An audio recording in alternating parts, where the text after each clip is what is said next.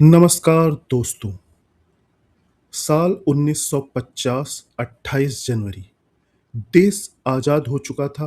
2 दिन पहले ही हम गणतंत्र बने थे। इस दिन सुबह 9:45 पर संसद भवन के चेंबर ऑफ प्रिंसेस में एक ऐतिहासिक घोषणा होती है। भारत के संघीय न्यायालय फेडरल कोर्ट ऑफ इंडिया की जगह पर अब देश की सर्वोच्च अदालत यानी सुप्रीम कोर्ट ऑफ इंडिया अस्तित्व में आ चुकी थी। भारतीय लोकतंत्र के 3 महत्वपूर्ण स्तंभ हैं, विधायिका, कार्यपालिका और न्यायपालिका। लेकिन जब विधायिका अपने दायरे से बाहर निकलती है या कार्यपालिका नागरिकों के अधिकारों को कुचलने की कोशिश करती है, तब दिल्ली के तिलक मार्ग पर स्थित यह इमारत देश की ढाल बनती है। भारतीय संविधान का भाग 5 अध्याय 4 अनुच्छेद 124 से 147 124 टू 147 इसी संघीय न्यायपालिका की शक्ति, संरचना और स्वतंत्रता की गाथा है। आज के इस विस्तृत और विश्लेषणात्मक वीडियो में हम केवल अनुच्छेदों को रटेंगे ही नहीं, बल्कि उनके पीछे छिपे कानूनी दर्शनों, ऐतिहासिक विवादों और उन दिलचस्प तथ्यों को भी समझेंगे जो आपने पहले कभी सुने नहीं होंगे। तो शुरुआत करते हैं अनुच्छेद 124 से। यह इस अध्याय का सबसे बड़ा और सबसे महत्वपूर्ण अनुच्छेद है। मूल संविधान में प्रावधान था कि सुप्रीम कोर्ट में एक मुख्य न्यायाधीश, सीजेआई और 7 अन्य न्यायाधीश होंगे। लेकिन संविधान निर्माताओं ने संसद को यह शक्ति दी कि वह समय के साथ कानून बनाकर जजों की संख्या बढ़ा सकता है। वर्तमान में सुप्रीम कोर्ट में 34 न्यायाधीश हैं, एक सीजेआई और 33 न्यायाधीश। क्या आप जानते हैं कि सुप्रीम कोर्ट को जज बनने के लिए न्यूनतम आयु सीमा संविधान में कहीं नहीं लिखी है। योग्यता के लिए केवल 3 शर्तें हैं। पहला, वह भारत का नागरिक हो। दूसरा, किसी हाई कोर्ट में कम से कम 5 साल तक जज रहा हो या 10 साल तक वकालत की हो। तीसरा, राष्ट्रपति की नजर में एक प्रतिष्ठित न्यायविद, डिस्टिंग्विश ज्यूरिस्ट हो। कोलेजियम विवाद। अनुच्छेद 124(2) कहता है कि राष्ट्रपति जजों की नियुक्ति करेंगे, लेकिन किसकी सलाह पर? इसी बात को लेकर न्यायपालिका और सरकार के बीच दशकों तक शीत युद्ध चला। इसे हम 3 जजेस केस के नाम से जानते हैं। पहला, फर्स्ट जज केस 1981। कोर्ट ने कहा कि राष्ट्रपति सरकार की सलाह मानने को बाध्य नहीं है। परामर्श का मतलब सहमति नहीं। दूसरा, सेकंड जज केस 1993। कोर्ट ने पासा पलट दिया। यहीं से कोलेजियम सिस्टम का जन्म हुआ। कोर्ट ने कहा सीजेआई और 2 वरिष्ठ जजों की सलाह सरकार पर बाध्यकारी होगी। तीसरा, थर्ड जज केस 1998। कोलेजियम का विस्तार हुआ। अब इसमें सीजेआई के साथ 4 वरिष्ठ जज शामिल किए गए। साल 2014 में सरकार ने 99वां संविधान संशोधन करके एनजेएसी राष्ट्रीय न्यायिक नियुक्ति आयोग बनाया ताकि जजों की नियुक्ति में सरकार की भूमिका बढ़े। लेकिन 2015 में सुप्रीम कोर्ट ने इसे न्यायपालिका की स्वतंत्रता पर हमला बताते हुए पूरी तरह से असंवैधानिक घोषित कर दिया।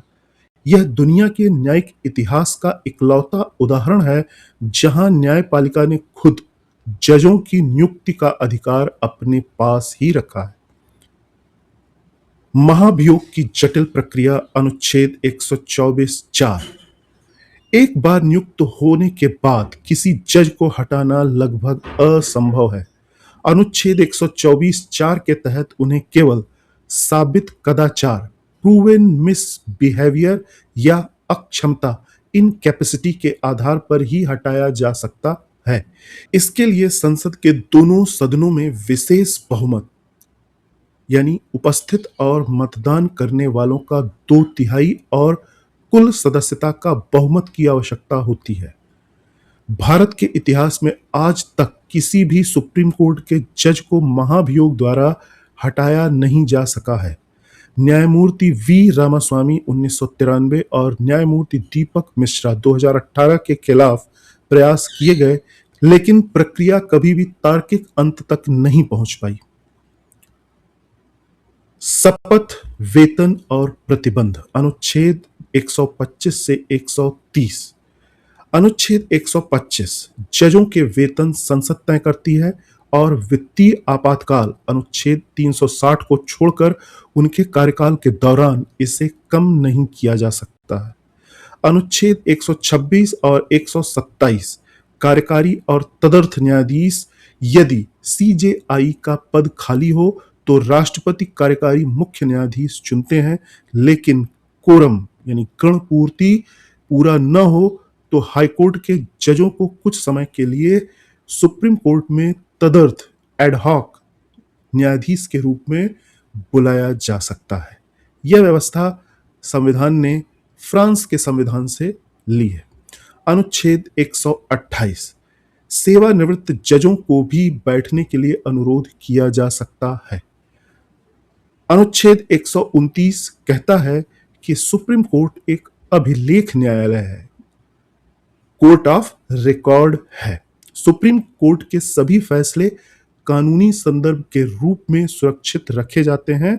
इसके पास अपनी अवमानना कंटेम्प्ट ऑफ कोर्ट के लिए भी सजा देने की शक्ति है। अनुच्छेद 130 सुप्रीम कोर्ट का स्थान, संविधान कहता है कि सुप्रीम कोर्ट दिल्ली में होगा, लेकिन CJI chief justice of India राष्ट्रपति की मंजूरी से कहीं भी भारत में कहीं भी इसकी पीठ बेंच स्थापित कर सकते हैं। सुप्रीम कोर्ट का क्षेत्राधिकार, अनुच्छेद 131 से 142। अमेरिका का सुप्रीम कोर्ट केवल संवैधानिक मामलों को सुनता है। ब्रिटेन का हाउस ऑफ लॉर्ड्स कभी सर्वोच्च अपील कोर्ट था, लेकिन भारत का सुप्रीम कोर्ट दुनिया का सबसे शक्तिशाली कोर्ट है, क्योंकि इसके पास दीवानी, आपराधिक, संवैधानिक और सलाहकार सभी प्रकार के क्षेत्राधिकार हैं। तो आइए इसकी शक्तियों का विश्लेषण करते हैं। मूल क्षेत्राधिकार, अनुच्छेद 131। इसका मतलब है कुछ मामले ऐसे हैं जो सीधे सुप्रीम कोर्ट ही जा सकते हैं, किसी निचली अदालत में नहीं। जैसे पहला, केंद्र बनाम एक या अधिक राज्य। दूसरा, केंद्र और कुछ राज्य बनाम अन्य राज्य। तीसरा, राज्य बनाम राज्य। इसका अपवाद है नदी जल विवाद, अनुच्छेद 262 या वित्त आयोग के मामले इस क्षेत्राधिकार से बाहर हैं। साथ ही नागरिकों के मौलिक अधिकारों के हनन पर अनुच्छेद 32 के तहत जो रिट क्षेत्राधिकार है वह भी मूल क्षेत्राधिकार का हिस्सा है, लेकिन वह अनन्य यानी एक्सक्लूसिव नहीं है, क्योंकि हाईकोर्ट भी इसे सुन सकते हैं। दूसरा, अपीलीय क्षेत्राधिकार, अपीलेट ज्यूरिसडिक्शन, अनुच्छेद 132 से 136। सुप्रीम कोर्ट देश की अंतिम अपीलीय अदालत है। अनुच्छेद 132 संवैधानिक मामले, यदि हाईकोर्ट प्रमाणित करे कि मामले में कोई कानून का सारवान प्रश्न शामिल है तो। अनुच्छेद 133 दीवानी यानी सिविल मामले, संपत्ति या अनुबंध से, कॉन्ट्रैक्ट से जुड़े हुए बड़े कानूनी मामले। अनुच्छेद 134 क्रिमिनल मामले, यदि हाईकोर्ट ने निचली अदालत के बरी किए गए कैदी को फांसी की सजा सुना दी है तो बिना किसी सर्टिफिकेट के सीधे सुप्रीम कोर्ट में अपील की जा सकती है। अनुच्छेद 136 विशेष अनुमति याचिका, एसएलपी, यह सुप्रीम कोर्ट का ब्रह्मास्त्र है। यदि देश की किसी भी अदालत या ट्रिब्यूनल सैन्य कोर्ट को छोड़कर किसी ने कोई फैसला दिया है और पीड़िता को लगता है कि उसके साथ घोर अन्याय हुआ है, तो वह सीधे सुप्रीम कोर्ट से न्याय की गुहार लगा सकता है। यह पूरी तरह से कोर्ट के विवेक पर निर्भर करता है। अनुच्छेद 137, अनुच्छेद 137 अपने ही फैसलों को बदलने की शक्ति। कहते हैं इंसान गलतियों का पुतला है और जज भी इंसान होते हैं। इसीलिए अनुच्छेद 137 सुप्रीम कोर्ट को अपने ही पूर्व के फैसलों की समीक्षा रिव्यू करने की शक्ति देता है।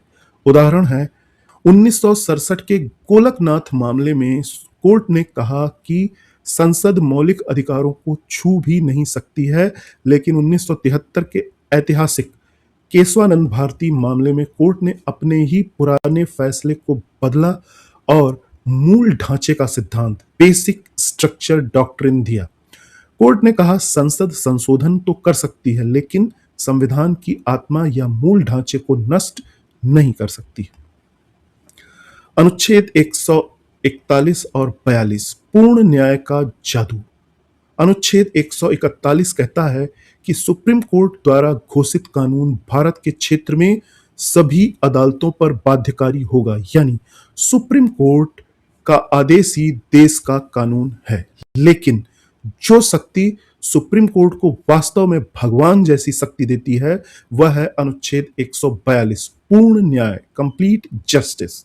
संविधान निर्माताओं ने सोचा कि कभी कभी ऐसा मोड़ आ सकता है जहां मौजूदा कानून न्याय देने के लिए ना काफी हो।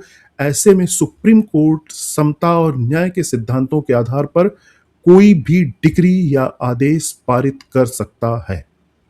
इसका ऐतिहासिक उदाहरण है भोपाल गैस त्रासदी के पीड़ितों को मुआवजा दिलाना हो, या अयोध्या भूमि विवाद में मस्जिद के लिए अलग से 5 एकड़ जमीन आवंटित करने का आदेश देना हो, या चंडीगढ़ मेयर चुनाव 2024 के नतीजों को पलटकर सीधे विजेता घोषित करना हो।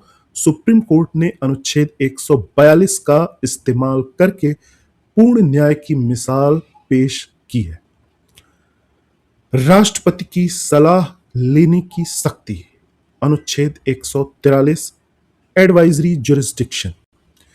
क्या देश के राष्ट्रपति सुप्रीम कोर्ट से सलाह ले सकते हैं? जी हां, अनुच्छेद 143 यही व्यवस्था करता है। यदि राष्ट्रपति को लगता है कि सार्वजनिक महत्व का कोई ऐसा तथ्य या कानून का प्रश्न खड़ा हुआ है तो वह सुप्रीम कोर्ट से राय मांग सकते हैं। यहां 2 पृष्ठ हैं। पहला, सुप्रीम कोर्ट सलाह देने के लिए बाध्य नहीं है यदि मामला संविधान लागू होने के बाद का है। दूसरा, सुप्रीम कोर्ट जो भी सलाह देता है राष्ट्रपति उसे मानने के लिए बाध्य नहीं है।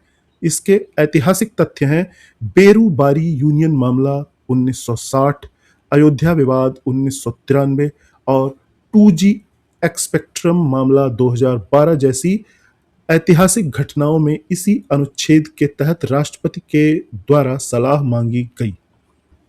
अनुच्छेद 144 से 147।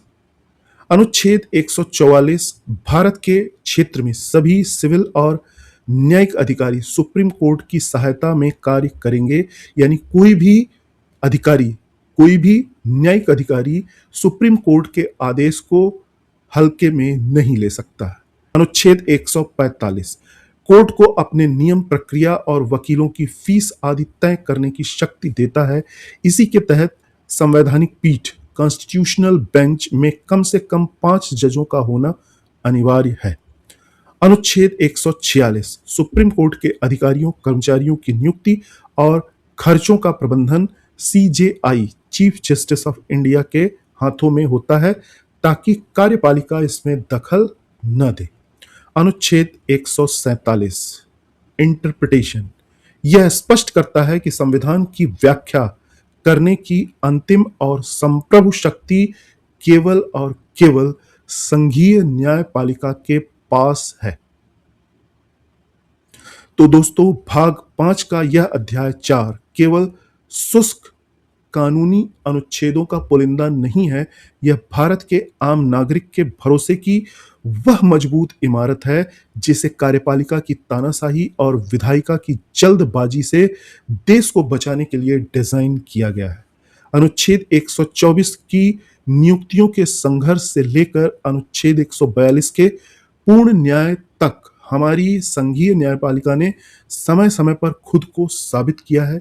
बेशक आज कोलेजियम प्रणाली में पारदर्शिता की कमी या मुकदमों के लंबित होने की पेंडेंसी ऑफ केसेस जैसी चुनौतियां मौजूद हैं, लेकिन फिर भी इस देश के आखिरी छोर पर खड़े व्यक्ति को जब कहीं न्याय नहीं मिलता तो भी वह पूरे विश्वास के साथ कहता है, I will see you in supreme court. अगर आपको लगता है कि भारतीय संविधान की यह तथ्यात्मक और विश्लेषणात्मक वीडियो उपयोगी है आपके लिए, तो वीडियो को लाइक करें, चैनल को सब्सक्राइब करना ना भूलें। जो भी लोग प्रतियोगी परीक्षाओं की तैयारियों में लगे हुए हैं, आपके दोस्त, रिलेटिव्स, उन्हें ये वीडियो जरूर शेयर करें। फिर मिलते हैं अगले वीडियो में। जय हिंद, जय भारत।